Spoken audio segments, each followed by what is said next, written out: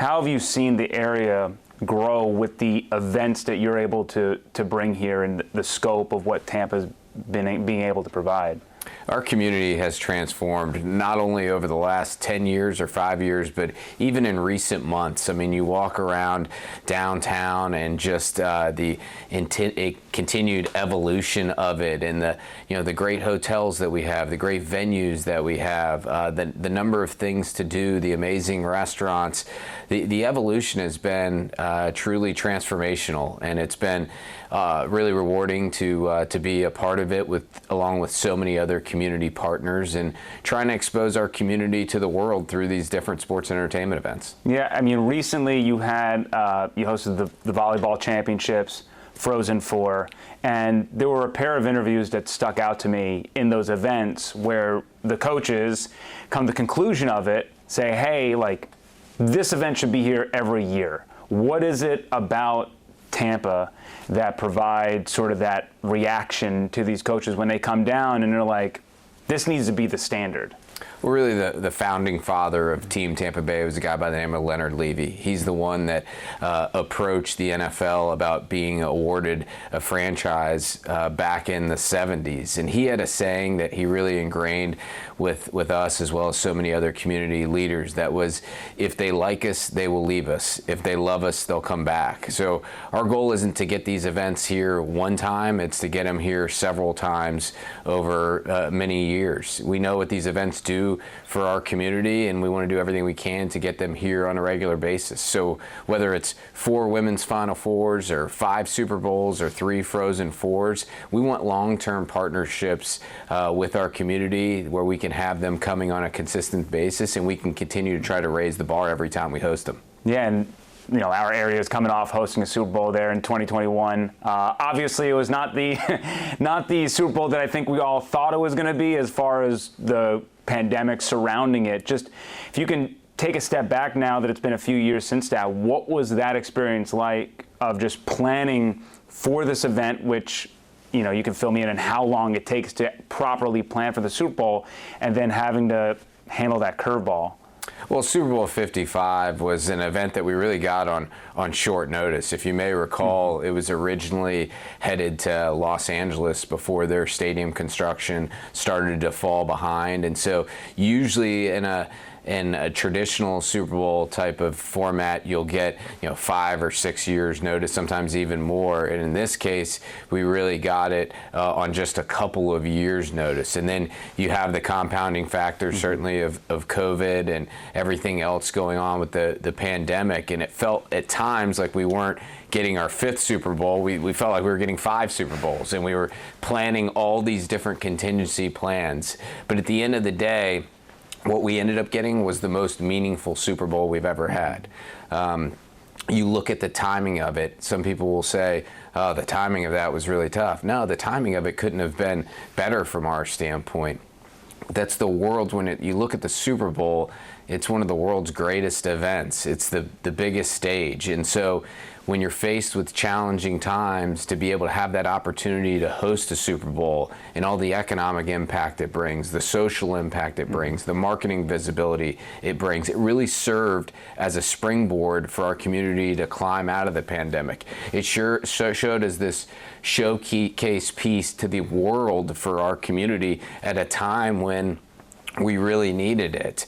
And then it also offered an opportunity to be a pathway for other events throughout the country to be able to operate from a safe standpoint. So it acted as this great litmus test for all of us. And the fact that it was so safe and healthy, and we were able to do it with all of those factors that none of us could have ever imagined when we originally embarked on the journey. It was truly special, really meaningful. We couldn't be more grateful to all of our community partners, and especially the Buccaneers and the NFL for their great partnership.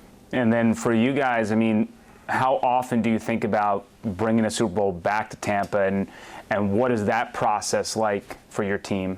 Oh, the Super Bowl is a huge priority. We don't think about it weekly. We don't think about it daily. I would say it's definitely a thought that crosses our mind every hour, if not more.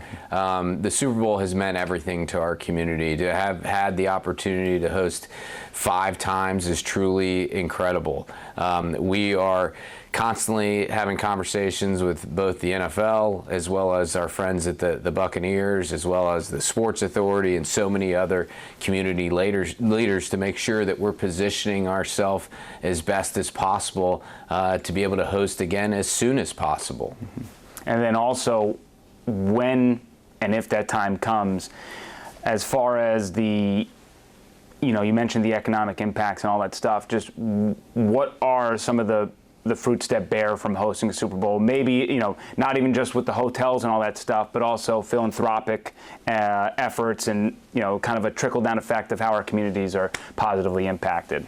Sure. When we look at the Super Bowl or any major event that we're pursuing, we really look at 3 different buckets. First, from an economic impact standpoint, we want to understand how many hotel visitor room nights it will do. We want to understand the impact from an aviation standpoint. We don't project economic impact or use some sort of big calculator with a bunch of zeros and commas. We truly work with our partners and audit the facts of what takes place. So we know from a Super Bowl standpoint that the room nights will be there, that they're probably going to sell at a higher rate than traditionally normal. We know that the visitation and traffic with our airport will see, both from a commercial standpoint as well as from a private aviation standpoint, are second to none. I mean, this is the Super Bowl. It's the crown jewel when it comes to sports business and economics. And then from a social impact standpoint, this past Super Bowl, Super Bowl 55, we were able to partner with the NFL and donate $2 million back to our community through the Forever 55 initiatives. And to think about the fact that that took place during the pandemic when we needed it most. I mean, we had 6 different pillars that were incredibly impactful to our community. You look at just one from a food insecurity standpoint, we had 7 different initiatives with Feeding Tampa Bay, again, right at the precipice of the pandemic and at a time when our community really needed it. And then third, from a marketing visibility standpoint, certainly there's nothing bigger than the Super Bowl. The stage that it puts you on is truly incredible. It's a stage that we feel like our community really deserves to be on. When we calculated the media value from Super Bowl 55, it did over $3.5 billion. You look at the national and international coverage. You look at what takes place from a radio standpoint, an internet standpoint, even from a print standpoint, social media. I mean, people are talking about your community. It's an opportunity to show how far you've come as well as where you're going. So that's, between the economics, the social, and then the marketing visibility, the Super Bowl is exactly the event that we want to be able to get here as often as we possibly can. And then what's the common statements that you hear? I mean, you talk with a lot of event planners, I'm sure, from the NFL all the way down, as you mentioned. Just what is the lasting taste in their mouths about Tampa, and what makes Tampa so appealing, and how do you say, hey, like this is the spot you need to come down to? Well, I think people have been blown away by our transformation. You look at what's taken place throughout the entire region. I mean, I'll hit on downtown Tampa specifically, but the addition of the JW Hotel, as well as the addition, has been phenomenal from a hotel standpoint, as well as several other rooms. I think in the last 5 years, there's probably 3,000 to 5,000 new hotel rooms in our community. Then you've got the Riverwalk, which makes it a really walkable downtown and an opportunity to hit a variety of different ancillary events. During Super Bowl 55, we had Super Bowl Experience down there.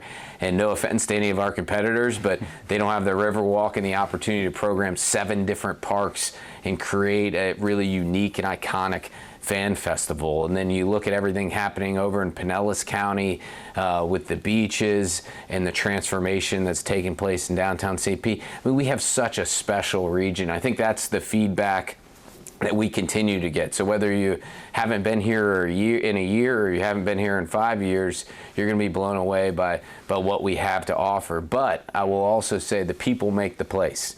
And so the hospitality that our community has ingrained in us the ability to roll out the red carpet for every single visitor the moment they walk off of the plane at Tampa International is something that we continue to focus on and that we take a lot of pride in. And then the last thing we've got to continue to do is make sure that our facilities are at the absolute top of our game. So we have a really special venue here with Raymond James Stadium. We've got a special venue with Amalie Arena as well as the other ones.